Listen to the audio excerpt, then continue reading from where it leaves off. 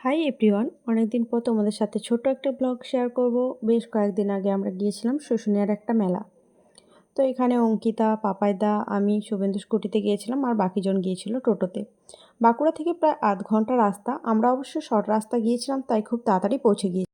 ওই যে দূরে দেখতে পাচ্ছ পাহাড়, এটার নামই শুশুনিয়া। পাহাড় দেখলে তো মনে খুব আনন্দ হয়।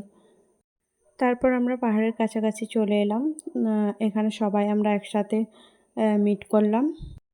আর এই আমাদের পাকা বাচ্চা, ওর নাকি হাম্পি খেলে লিপ বাম নষ্ট হয়ে যায়। আর ম্যাডাম এখানে শুটিংয়ের জন্য রেডি হচ্ছিল।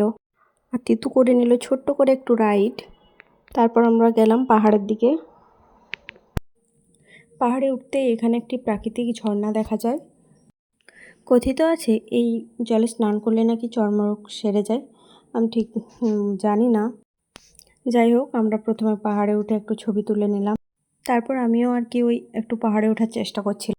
আমরা অবশ্য পাহাড়ে উঠিনি, আমরা আশেপাশের মন্দিরগুলো একটু ঘুরে দেখছিলাম। তারপর আমরা চলে গেলাম মেলার দিকে। মেলাতে খুব সুন্দর সুন্দর জিনিস এসেছিলো, নানা রকমের দেখার মতো জিনিস ছিল।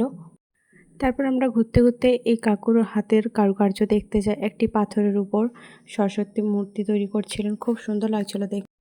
তারপর আমার বর এখানে একটু যুদ্ধ করছিল, আমরা সেটা এনজয় করছিলাম। তারপর আমরা চলে গেলাম এই একটি কিউট দোকানে, যেখানে অনেক কিছু পাওয়া যাচ্ছিলো কিউট কিউট। তো আমরা এখানে বেশ কিছু জিনিস নিয়েছিলাম।